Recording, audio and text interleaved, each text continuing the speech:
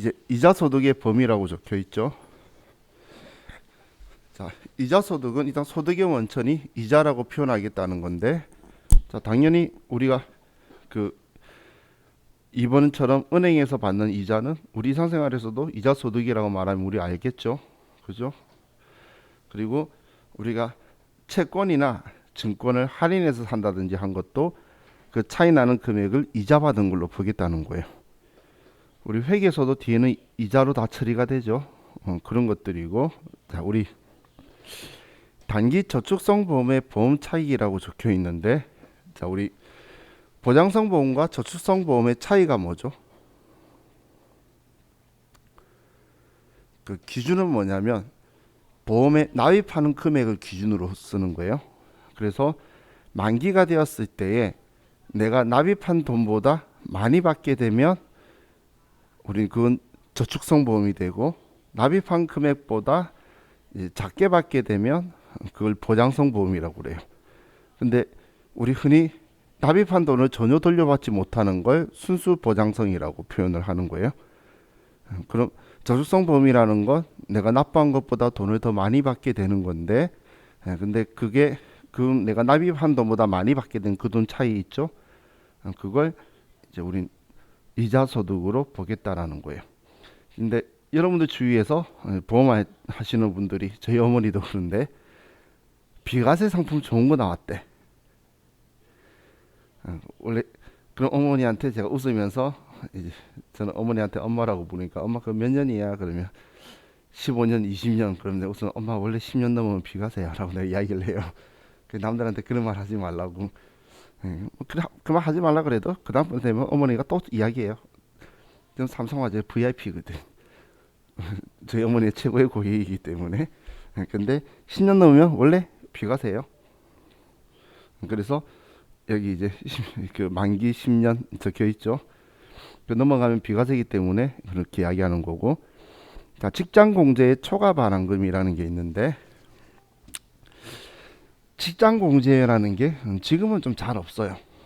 또 뭐 요즘 회사가 우리라는 개념을 사람들이 안 가지는 좀 세대가 많다 보니까 지금 회사의 50대 40대 정도까지는 이제 우리라는 개념을 좀 많이 가지는데, 이제 30대 20대 같은 경우는 나라는 개념을 많이 가지다 보니까 이런 공제라는 게 좀 많이 사라졌어요. 그렇기 때문에 좀 잘 없는데, 과거에는 그 지금 현재 있는 회사도 있는데, 그 회사가 예를 들어 공장인데 어디 좀 외진데 있는 거예요. 그럼 직원들이 같이 뭐 그 편의점처럼 뭔가 편하게 사고 하는 그런 장소가 필요하겠죠. 그러면 직장 공제를 만들어요. 그럼 직원들 월급 받을 때에 직장 공제 돈으로 해서 5만 원이든 10만 원이든 이제 구자당 얼마 이렇게 해가지고 자기 자유롭게 납부를 할 수 있도록 해서 몇 구자씩 이렇게 넣어요. 그러면 그 돈 가지고 이제 편의점을 하나 열어가지고 또 직원도 고용해서 우리 직원들은 싸게 잘 이용을 해요. 근데 제가 방금 구자라고 표현했던 거는 그만두면 그 돈을 전부 다 돌려줘요. 구자수만큼 해서 다 돌려주는데, 그냥 돌려주는 게 아니라 내 구자수가 들어가 있는 동안 그 매점을 운용하든 뭐 어떻게 이자가 붙든 뭔가 했던 수익이 있겠죠. 그러면 내가 납부한 돈보다 좀 더 많은 돈을 주게 될 거예요. 그럼 지금 여기 적혀 있는 게 직장공제 초과 반환금이잖아요. 내가 납부한 것보다 더 많이 받게 되는 그 돈을 이자 소득으로 보겠다, 그 이야기예요. 알고 글자 보면 뭔 말인지 다 이해가시죠? 자, 그럼 이제 비영업 대금의 이익이라는 글자가 있는데, 자, 이건 여러분들이 인지를 하고 계시면 좋은 용어예요. 자, 비영업이라는 건 영업 활동이 아니라는 거죠. 그리고 대금은 돈 빌려주는 행동을 말하는 거예요. 우리 대여하다 할 때 대자. 그럼 돈을 빌려주는데, 금융권이나 이런 것이 아닌데 이제 돈을 빌려주고 그 돈을 받으면 당연히 이자라고 봐야 되겠죠. 우리 원금보다 더 많이 받는 것. 그런데 그 비영업 대금의 이익을 왜 제가 기억하라 그러냐면, 예금의 이자랑 예금이라는 건 금융기관하고 하는 거죠. 그럼 금융기관하고 하면 이자율이 14%예요. 그런데 비영업 대금의 이익, 은행이 아닌 곳 있죠. 기업끼리 서로 돈 빌려주고 한다든지 아니면 우리 개인이 돈 빌려주고 돈 받을 때 이때 원천징수가 걸리면 25%예요. 그렇기 때문에 이 비영업 대금의 이익은 우리 금융기관이 아닌데 돈 빌려주고 이익을 받는 걸 이야기한다라고 보시면 돼요. 자, 그럼 우리 6번, 7번은 뭐 이자 발생시키는 파생상품이나 아니면 그 먼저 파생상품 거래 시에 발생하는 이자, 그리고 위소득과 유산소득 이런 적혀 있는 게 포괄주의를 가미하고 있다라고 했죠. 이자 배당 현금은 포괄주의를 가미하는 게 변형된 상품이 많이 있기 때문에 이런 형식을 적어뒀다라고 보시면 돼요. 자, 그럼 일반적으로 우리 이자에 대해서는 우리 예금 적금 같은 경우는 우리 통장에 이자가 들어온 날이죠.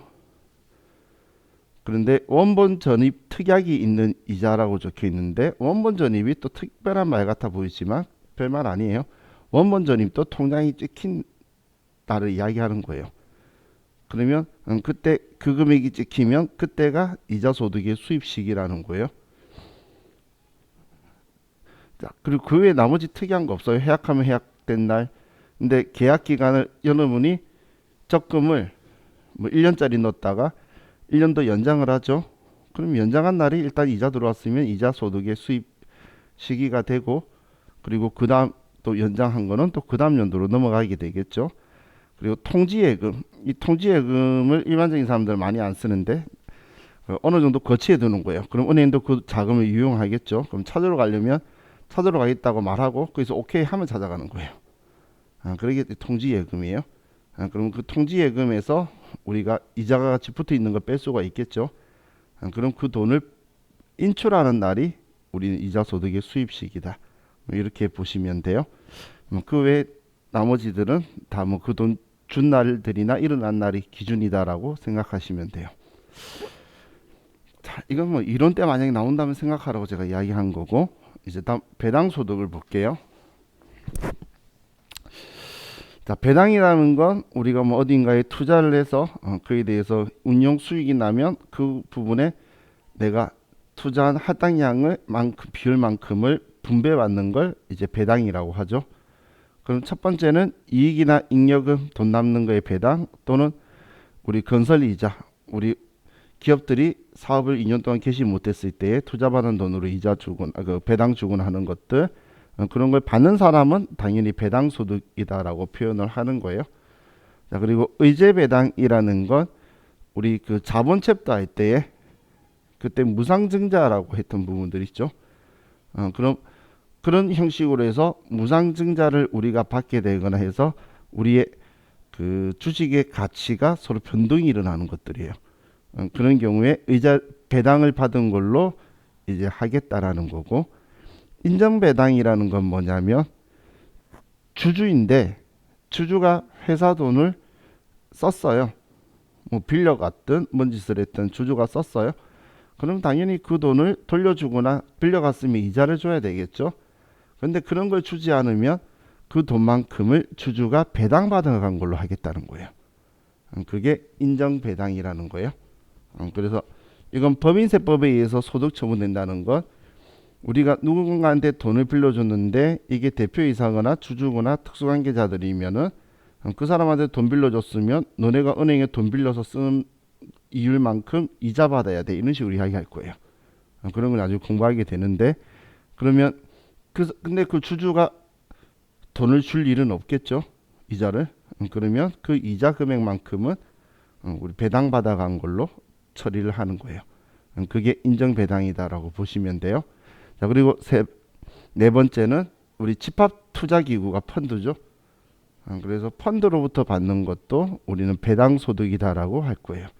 나머지 5번, 6번은 우리 그 외 파생상품이나 위와 유사한 것들도 과세하겠다라고 적어둔 거예요. 자, 그럼 배당소득의 수입 시기에서 제일 많이 나오는 애가 얘예요. 우리 배당에 대한 수입 시기는 잉여금 처분 결의일이라고, 우리가 주주총회 한 날 있죠. 그 날이 우리 귀속 시기가 돼요. 자, 이걸 왜 좀 특이하다라고 생각하면서 문제를 내냐면 우리는 생각을 잘 안 하는데 문제 내는 사람은 생각이 많아서 그런 거예요. 자, 예를 들어서 여러분들이 올해 2021년도에 투자를 했어요. 어디에? 그럼 그 투자한 거에 대해서 배당은 당연히 내년에 받겠죠. 그런데 내년에 주주총회를 해가지고 배당을 받을 건데 내년 주주총회 했을 때를 수익 금액 귀속 시기로 보게 되면 그러면 22년도가 귀속 시기가 되겠죠. 그러면 그 소득세를 23년도에 낸다는 거예요. 그럼 올해 투자한 거에 대해서 세금을 미래에 늦게 내는 그런 상황이 발생하게 되죠. 그래서 이제 사람들이 다르게 생각을 할까봐 그런지 시험 문제 지문에 종종 등장을 해요. 그냥 올해 투자했으니까 내년에 내야 된다고 생각할까봐. 근데 귀속 시기는 잉여금 처분 결의일인 내년이에요. 그럼 내후년에 내는 거다 이렇게 생각하면 예, 기억을 할 수 있겠죠. 자, 그럼 지금 여기에는 안 적혀 있는데 자, 우리가 이거 하나만 또 기억을 좀 할게요.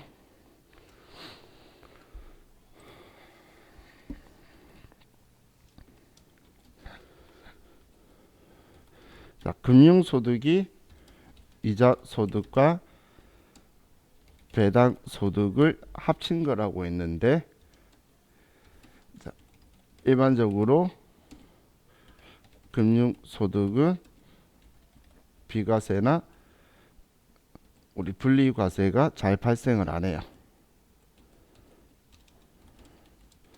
그렇기 때문에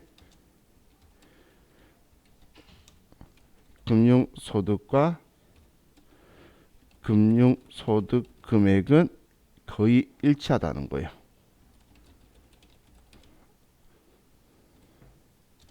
자, 이런 시험에서 많이 물어볼 거예요. 이자소득과 이자소득 금액, 배당소득과 배당소득 금액은 일반적으로 일치한 것이 대다수다라고 나오면 정확한 지문이 돼요. 자, 그리고 금융소득 2천만 원 이하는 분리과세가 돼요. 이자와 배당을 합친 게 근데 어떤 책은 금융소득이라고 표현하고 또 어떤 책은 금융소득 금액이라고 표현하는 이유가 우리 일반적으로 얘네들이 발생을 하지 않기 때문에 이제 그렇게 표현을 할 건데 연 2천만 원 이하는 분리과세가 된다. 자, 이거는 여러분들이 숙지해둬야 되는 거예요. 나중에 써먹을 거예요.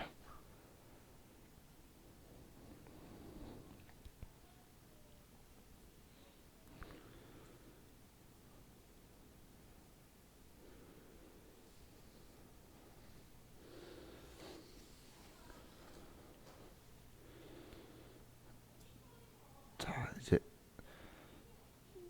다음 사업소득을 보도록 할게요. 지금까지 쭉 이야기했는데 여러분들이 꼭 기억해야 될 건 이거밖에 없어요. 나머지는 이론 때문에 이야기한 거고. 자, 다음 이제 사업소득이라는 건 계속적으로 반복적으로 하는 걸 우린 사업소득이라고 하는데 사업소득은 종류가 뭐 엄청 많아요. 그렇기 때문에 여러분들이 그냥 개인적으로 사업 형태로 해서 뭔가를 해서 돈을 벌면 전부 다 웬만하면 다 걸린다라고 보시면 돼요. 그럼 우리 다음 페이지를 넘기면 부동산에 대해서도 적혀 있는데 뭐 부동산 임대도 제가 이제 부동산 임대 사업소득이라 그랬죠. 그래서 사업소득이다라고 보시면 돼요. 부동산 임대 사업자라고 이야기하잖아. 그러면 그 사업소득이구나라고 보시면 돼요. 자, 그럼 이제 비과세 소득이 있죠. 비과세 소득은 뭐 이론에서 한 번씩 등장을 하는데, 자, 우리 그 농어민들이 농사 짓고 이제 뭐 벼농사라든지 뭐 보리농사라든지 그런 농사 짓는 분들이 집에 돼지나 아니면 소나 뭐 닭이나 이런 몇 마리 기를 수가 있겠죠. 그러면 그 농사 짓는 분들이 그 소나 돼지 몇 마리 길러서 팔아가지고 소득을 가지는 거는 우리는 사업소득으로 보지 않겠다는 거예요. 비과세 과세 안 하겠다는 이야기예요.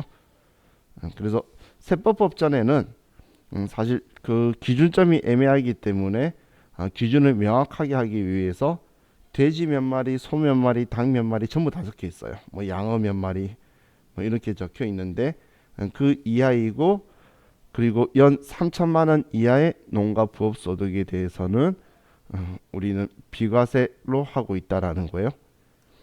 또 우리 그 막걸리 같은 전통주 제조는 우리는 연 1,200만 원의 소득 금액까지는 우리는 비과세를 하고 있는 거고 그리고 연 600만 원 이하라고 적혀 있는 얘는 조림 기간 5년 이상의 임지의 벌목을 벌채 또는 양도한다 적혀 있는데 지금 나무를 이야기하는 거예요. 네, 나무를 조림 기간 5년이라는 건 땅에 꽂아 심어 가지고 5년간 얘를 길러야 되는데 그 5년의 입증은 어떻게 하냐면 나무를 심었을 때에 나무도 임목 등기라는 게 돼요. 그 임목 등기하고 나서 5년이 지나면 이걸 지금 여기 적혀 있는 건 벌채 또는 양도라는 건 잘라서 팔든 뿌리채 팔든 아니면 그냥 그 나무 있는 그 자리에서 그대로 그냥 그 통째로 팔든 어떻게든 600만 원까지는 비과세 한다는 거예요. 그래서 여러분들 여자분들은 잘 안 하던데 남자분들 중에 보면 꼭 쓸데없는 그런 것도 관심 있는 분들이 있어요. 나무에 그 자기는 아파트 사는데 막 조경에 관심 있고 그런 이상한 사람들이 있어요. 제 주위에도 아는 형님이 그래가지고 남양주에 땅을 한 100평을 샀어요. 그래서 부자네 그랬더니 정말 사람들이 그냥 안 하는 산이라서 그 몇백만 원 주고 샀더라고 100평을. 그러면 그렇게 비싼 땅은 아니죠. 근데 거기에 이제 나무를 심어서 그 소나무가 그 큰 나무들이 있어서 해가 띄엄띄엄 비치는 곳에 심어가지고 자랄 때 햇빛 때문에 신기한 모양으로 잘 크면 대박이라고. 그래가지고 자기 그 나무 묘목 몇 개 사서 심을 때 도와달라 그래요. 같이 갔더니 2개는 제 이름으로 등기해 주더라고. 그 형님도 이제 이런 걸 아니까 심어 날로부터 5년이잖아요. 근데 제가 봤을 때는 그냥 별로 영 시원찮았는지 그 형님도 연락이 없더라고요. 근데 남자들 중에 보면 그런 거 좋아하시는 분들이 있어요. 그러면 만약에 되면 얘 팔았을 때에 600만 원까지는 비과세다. 자, 다음 4번은 전답을 작물 생산에 이용하게 함으로써 발생하는 소득 있죠. 전답이라는 건 논밭을 이야기하는 거예요. 그럼 논밭이 있는데 이걸 우리가 지금 올해 제가 농사를 짓고 있는데 일이 있어가지고 올해에 농사를 못 짓겠는 거예요.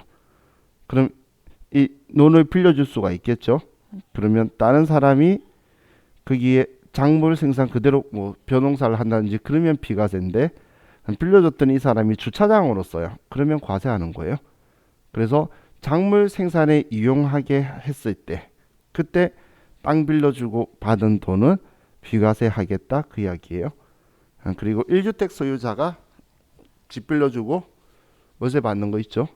저도 돈도 없는 놈인데 옛날에 대출받고 실수로 저도 왜 그랬는지 홀리려면 훅 홀려나 봐. 그 인천 부평 있는 데에다가 신축 빌라를 샀는데 야 들어간 지 일주일 만에 강남까지 출퇴근이 안 된다는 걸 바로 느끼고 다시 탈출을 했는데 그때 그 집이 제 태어나 처음으로 산 집이었어요. 그래서 그 집을 세를 내고 제가 서울에 와가지고 또 내가 새로 살았는데 그때 저는 1세대 1주택이겠죠.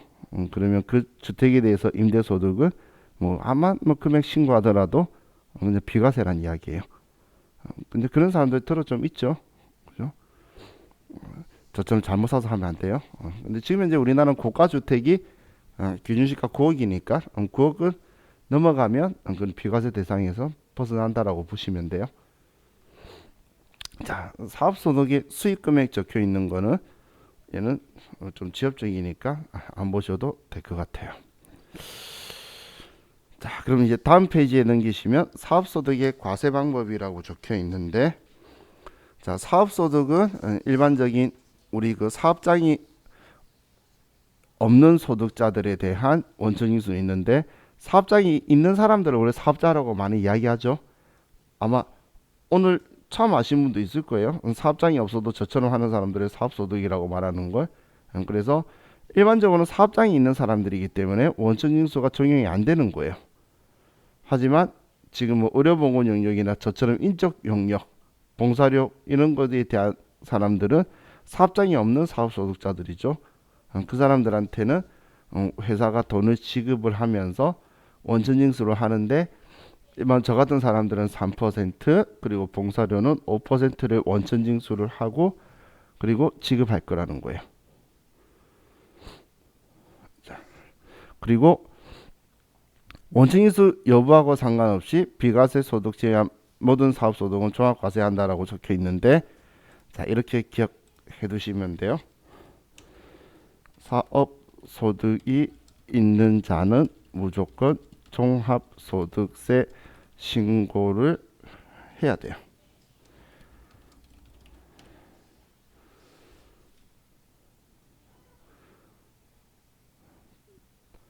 사업소득이 있으면 무조건 종합소득세 신고를 해야 돼요.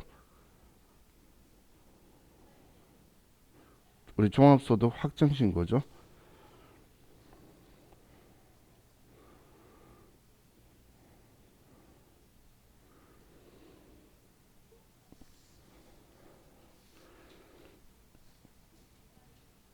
자, 그럼 연금소득과 기타소득 적혀 있는데 연금소득을 좀 보도록 할게요. 자, 연금소득은 크게 이렇게 둘로 나눠져요. 공적연금과 사적연금으로 나눠지게 되는데, 우리 공적연금이라는 건 우리나라에 5대 공적연금이 있어요. 여러분, 일반적으로 우리들은 국민연금이 있고, 그리고 공무원연금이 따로 있고, 군인연금이 따로 있고, 그리고 그 사립학교는 공무원이 아니에요. 그래서 사립학교 교직원연금이 있고, 우체국도 공무원이 아니에요. 그래서 별정 우체국법에 의한 연금이 따로 있어요. 그래서 이건 이중으로 내는 일은 절대 없다라고 보시면 돼요. 그래서 공적연금은 뭐 내가 해당 사항에 맞는 곳에 그 하나만 납부하게 될 건데, 자, 이 공적연금하고 사적연금이 이제 보험회사나 금융권에서 하는 것들 있죠.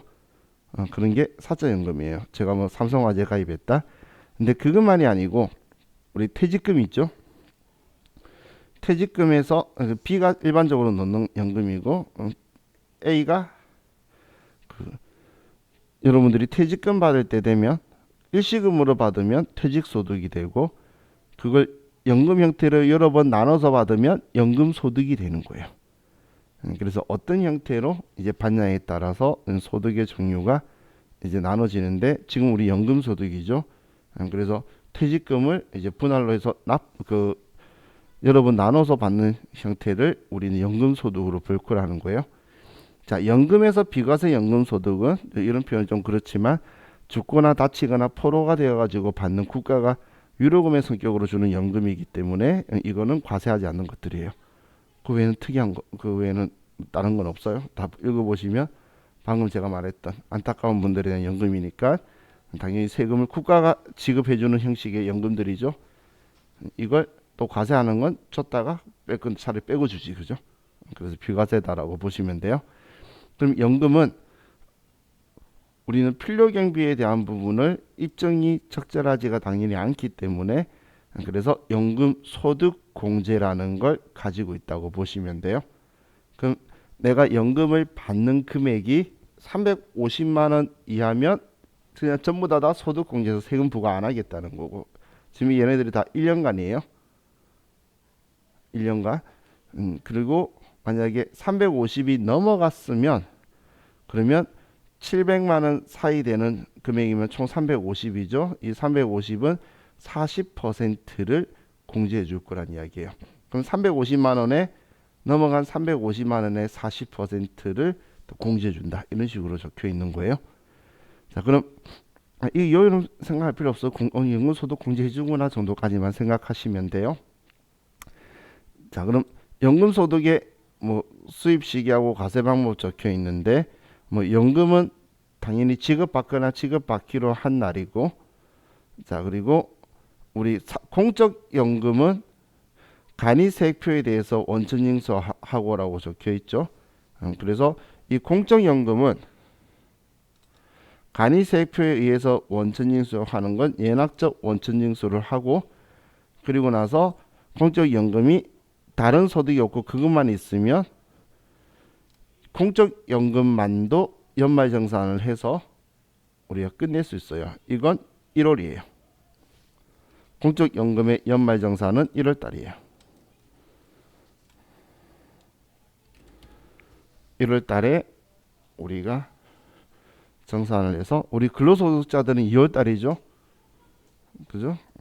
근데 이제 공적연금만 다른 소득이랑 있으면 합산해 가지고 종합과세를 해야 될 거고, 공적연금만 있는 경우에는 우리 1월 달에 연말정산으로 끝낼 수 있다는 거예요. 그럼 지금 원천징수를 당하고 받기 때문에 그래서 먼저 간이세액표에서 원천징수 당하니까 정확하게 내야 될 세금을 정리하겠다, 그런 개념이다라고 보시면 돼요. 근데 사적연금은 5%를 징수하게 될 거예요. 자, 그럼 사적연금은 자, 이 부분 있죠. 사적연금은 1200만 원 이하인 경우 분리과세 선택이 가능하다라고 적혀 있는데, 자, 이제 여러분들이 기억해야 될 게, 사적연금 소득이 연 1200만 원 이하면 선택적 분리과세가 가능해요. 소득 금액인지 소득인지 잘 봐야 돼요. 얘는 소득이에요. 그리고 연 1200만 원 이하라면 선택적 분리과세가 가능하다는 건 종합과세를 시키는 게 내가 유리할지 아니면 5% 받고 분리과세 시키는 게 내가 유리할지는 우리는 선택을 한다는 거예요. 내가 소득 공제 받을 수 있는 게 많이 있다 그러면 종합소득에 집어넣는 게 많고 좋을 수도 있고, 아니면 다른 세금을 그냥 내가 내야 되는 입장으로 바뀌어 있다라고 하면, 그러면 5%인 이 사적연금에서 그냥 분리과세 시켜버리는 게 나한테는 종합소득 금액을 낮출 수 있기 때문에 더 유리할 수 있다는 거예요. 그렇게 내가 선택을 할 수 있는 걸 선택적 분리과세다라고 표현하는 거예요. 얘도 당연히 기억해야 되는 거예요.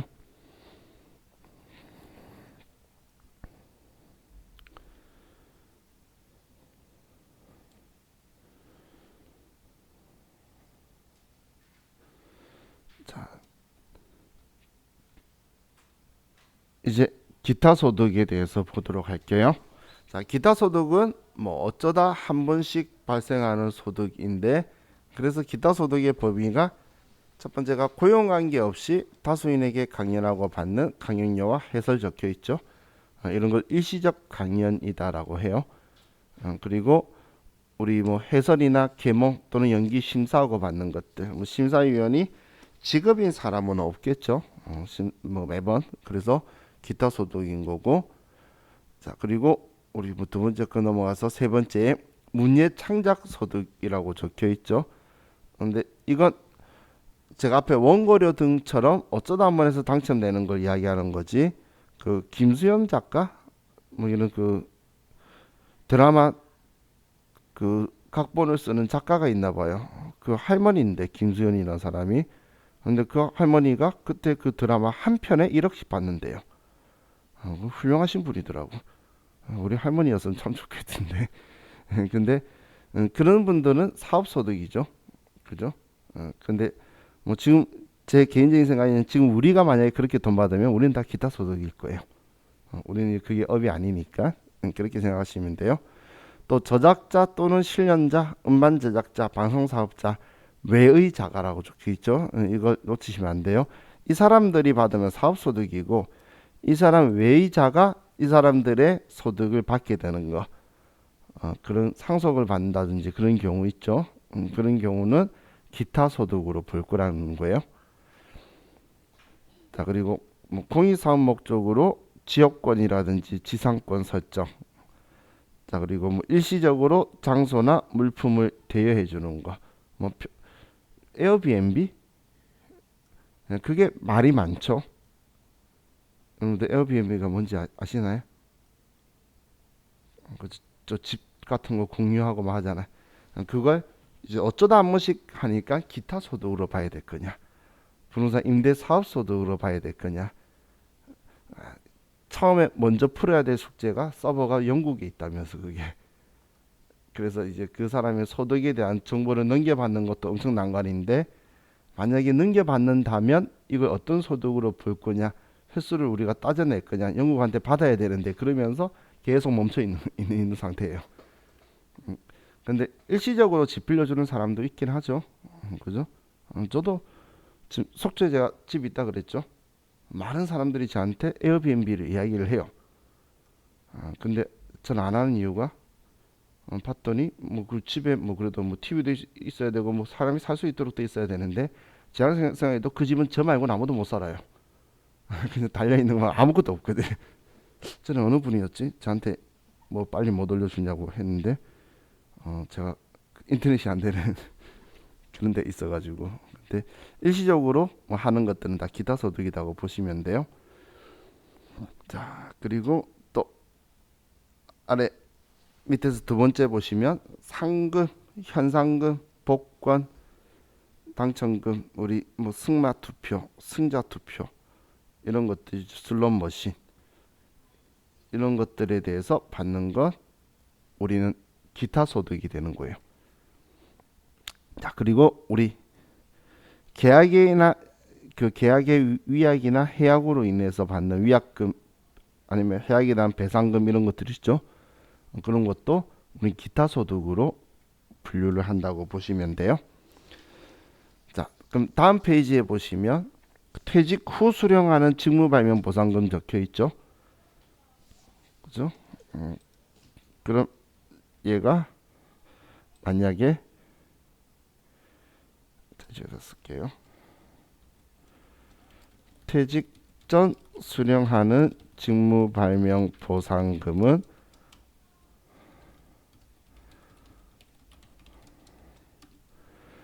근로소득이에요. 근데 퇴직 후 받으면 얘는 전, 얘는 전, 얘는 후.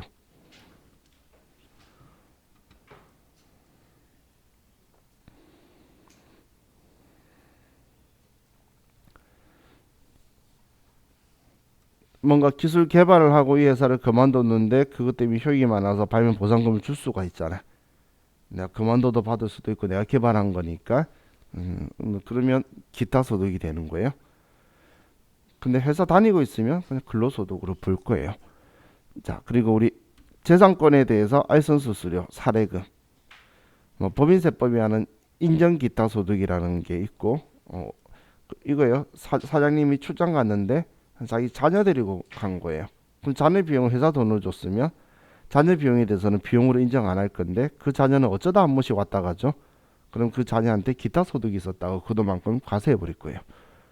그게 인정 기타라고 하는 거고, 뇌물이나 뭐 알선, 배임수재, 혹은 서화나 골동품을 우리가 양도로 발생하는 것들, 이런 것들은 우리는 다 기타 소득으로 본다라고 보시면 돼요. 그럼 이 기타 소득에서도 우리 뭐 국가유공자나 아니면 탈북민들 있죠.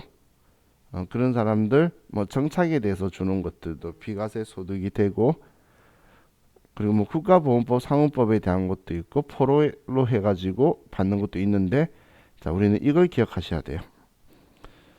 종업원의 직무와 관련된 우수 발명, 우리 위에 있는 그걸 이야기하는 거예요. 직무 발명, 퇴직 후 지급받는 직무 발명 보상금 있죠. 그거는 500만 원까지는 비과세예요.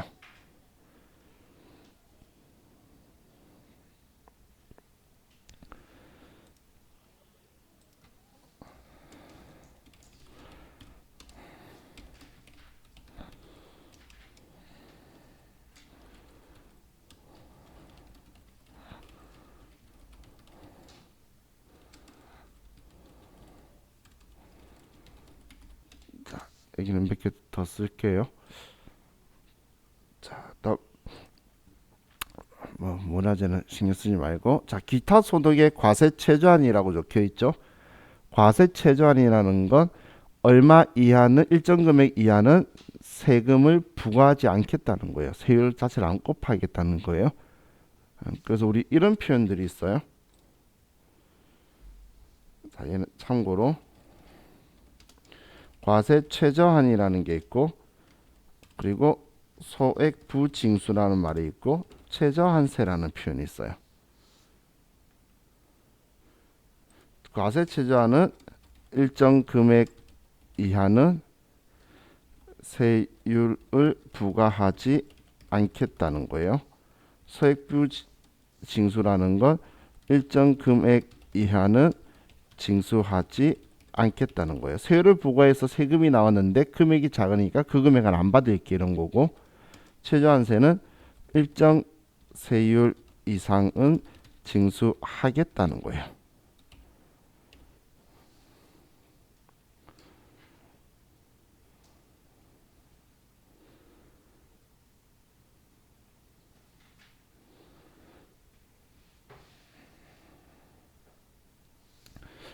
그럼 이 과세 최저한은 세금을 아예 세율을 부과 안 할 거니까 세금 산출을 안 하겠다라고 이야기하는 건데, 우리 대표적인 게 우리 일반적인 그 5만 원, 이게 로또가 바꾼 거예요. 과거에는 4만 원이었어요. 4만 원이었는데 일정 등수에 해당하게 되면 그 5만 원을 받나 봐요. 근데 그걸 세금을 부과를 하니까 그 로또 판매점에서는 당연히 부담이 되기 때문에 잘못하면 종합과세로 되면 자기만 어떻게 덤탱이 쓰게 되죠. 그래서 은행으로 다 보냈어요. 아니면 그 세금까지 생각해서 너무 과하게 수수료까지 떼는 그런 대리 그 하는 거에 대한 수수료까지 떼고 하다 보니까 이제 은행이 사실 안 하려고 한 거예요. 그 막 은행마다 다 하고 싶어 할 것 같아 보이지만 은행이 별로 안 하고 싶어요. 그러다 보니까 이제 그걸 5만 원으로 바꾼 거예요. 옛날엔 4만 원이었어요. 그러다가 5만 원으로 바꾸니까 이제 그다음부터 로또 판매점에서도 세율 부과 안 하는 건당 5만 원이니까 그냥 자기들이 서비스로 이제는 다 바꿔주죠. 5만 원이 되면 그게 이제 이렇게 되었기 때문에 그게 현재 가능하다라고 보시면 돼요. 자, 그럼 우리 소액부 징수는 세 번마다의 세율을 부과했을 때에 그 나오는 산출세액이 얼마 이하면 그냥 내지 마라는 게 소액부 징수고, 그리고 최저한세는 너 돈 번 거에서 세액공제든 뭐든 다 있어도 최소한 몇 퍼센트는 내야 돼. 근데 공제 다 받으면 그 금액 안 되면 안 돼. 그러면 넌 이건 내년에 받아. 이런 식으로 하는 게 최저한세 제도라고 보시면 돼요. 그럼 지금 우리 과세 최저한에서는 방금 건당 5만 원도 이야기했는데 우리 솔로머신 등 이런 거에서는 200만 원까지는 세금 부과 안 할 거고, 그리고 그 승마 투표라든지 뭐 이런 것들은 100배까지. 근데 한 게임당 최소 금액이 10만 원이라 그러더라고요. 그래서 10만 원에 뭐 100배 해봐야 1000만 원밖에 안 되죠. 근데 뭐 그거 그린 사람들은 뭐 엄청나게 많이 냈겠죠.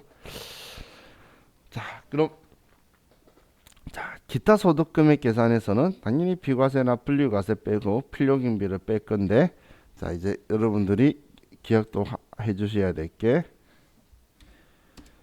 우리 복권 당첨금은 무조건 분리과세예요. 복권 당첨금은 무조건 분리과세예요. 지금 여기 있을 거는 전부 다 빨간색 칠할 거예요. 다 써놓고 칠할 거라서 외우셔야 되는 것만 쓰고 있는 거예요.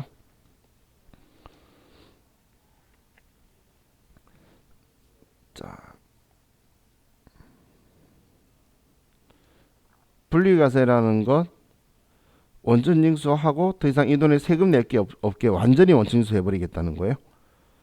자, 그리고 그 다음 보시면 선택적 분리과세가 적혀 있는데 뇌물이나 알선수재, 배임수재에는 원천징수 못해요. 근데 분리과세라는 건 원천징수로 납세 의무가 가능하다는 건 원천징수를 우리 회사가 할 수 있어야 되겠죠. 그럼 원천징수 하면 그걸로 납세 의무가 종결이 되는 건데, 그럼 우리가 뇌물 주면서 원천징수 하는 건 말이 안 되니까 이런 것들을 뺀 나머지 기타 소득 금액이 3천만 원 이하인 경우에는 선택적 분리과세가 가능하다는 거예요.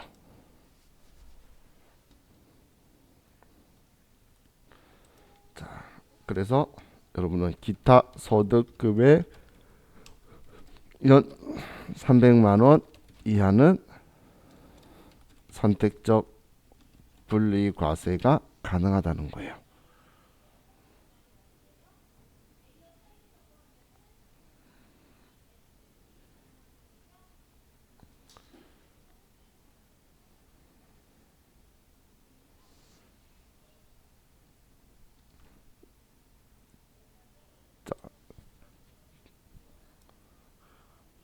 그럼 우리 퇴직 후 수령하는 직무발명보상금이나 이 퇴직 후 지급하는 직무발명보상금 그리고 계약의 위약 해지로 받는 위약금 배상금은 연간 300만 원 이하는 선택적 분리과세가 가능하다라고 적혀 있는데 자 이렇게 생각하시면 돼요. 비과세 빼고 난 후에 금액이 300만 원 이하인 거예요. 그래서 예를 들어 700만 원을 받았어. 직무발명보상금을. 그러면 500만 원은 비과세니까 200만 원이죠. 그러면 300만 원 이하니까 선택적 분리과세가 가능하다. 이런 식으로 계산해 간다고 보시면 돼요.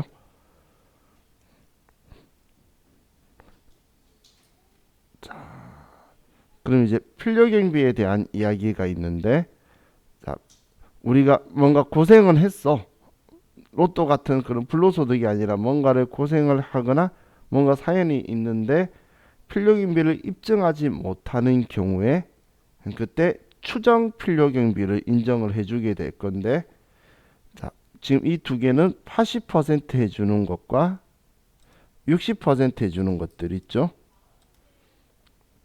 그 여러분들 한때 TV에서 이런 이야기 들어보신 적 있을 거예요. 저도 엄청 기대했는데 결국은 황당한 이야기로 끝난 증세 없는 복지. 어느 분이 했는지 아시죠? 증세 없는 복지를 이야기하신 분이 그때 시절에 만든 작품들이 좀 있어요. 이렇게 빼주는 금액들을 줄여버린 거예요. 그래서 과거엔 전부 다 80%였는데 이런 애들을 줄이니까 거꾸로 뭐 세금이 늘어나죠. 저는 포괄적으로 봐서 그런지 그럼 증세잖아. 근데 그 사람들은 증세 없는 복지라고 이야기를 해서 나온 게 이것만이 아니라 뒤에 보면 더 있어요. 우리 공부하는 챕터에서 그 사람들 다 그렇게 바꿔버려서 막 꼬이고 했는데 그래서 근데 아직도 80%로 남아 있는 게 공익법인이나 주무관청 승인 얻어서 우리 상금 경진대회 하는 거 있죠. 거기에서 상금 받는 거는 뭔가 그 상금 받기 위해서 노력을 많이 했는데 그 상금 받기 위해서 노력한 걸 어떻게 입증할 거야? 그죠? 우리 뭐 피아노 치는 대회, 그 피아노 치면서 고생했던 거에 대해서 뭐 필요경비라고 입증하는 거는 진짜 힘들죠. 그런 건 80%까지는 필요경비로 인정해 준다는 이야기예요.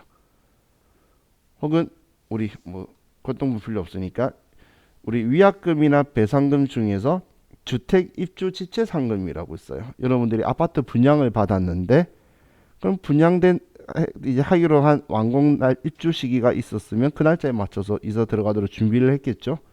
그런데 그때까지 입주를 못 하는 거예요. 그렇게 되면 여러분한테 그게 못 들어오고 있는 동안 지낼 수 있는 어느 정도의 소정의 금액을 여러분한테 지원을 해줘야 되겠죠. 그런 걸 주택 입주 지체 상금이라고 하는데 그걸 기타 소득으로 봐요. 어쩌다 받는 거니까. 그럼 그 돈에 대해서도 80%는 필요경비를 인정해 준다는 거예요. 그럼 80% 해주는 건 별로 없죠. 여러분은 경진대회 상금하고 주택 입주 지체 상금만 80%고 그럼 그 외 나머지 불로소득 형태가 아닌 거는 60%다. 그래서 여기 일시적 인적 영역 제공 없는 강연료라든지 주로 제일 많이 나오는 게 그리고 원고료 등 이런 것들이 제일 많이 나와요. 여기는 강연료 등 적혀 있는데 이거 똑같은 표현을 할 거면 얘는 원고료 등이라고 써주시면 돼요.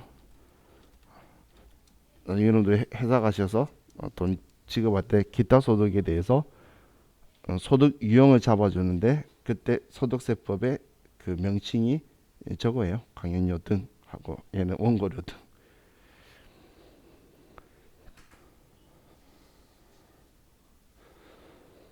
자, 그럼 기타 소득에 대해서 자 원천 징수는 20%예요. 20% 원천 징수 세율은. 근데 뭐 다른 게 더 많이 적혀 있죠.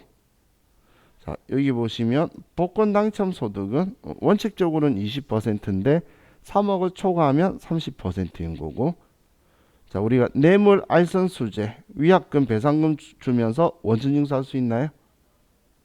뇌물 주면서 원천 징수한다는 건 정말 여러분이 상식적으로 생각해도 황당한 이야기죠. 그렇기 때문에 얘는 원천 징수가 없어요. 그러면 복권 당첨이나 원천 징수 없는 얘 빼고는 나머지는 다 20%라고 적어 놓은 거예요. 그러면 기타 소득은 20%를 우리는 세율로 가지고 있다고 보면 되겠죠. 그죠?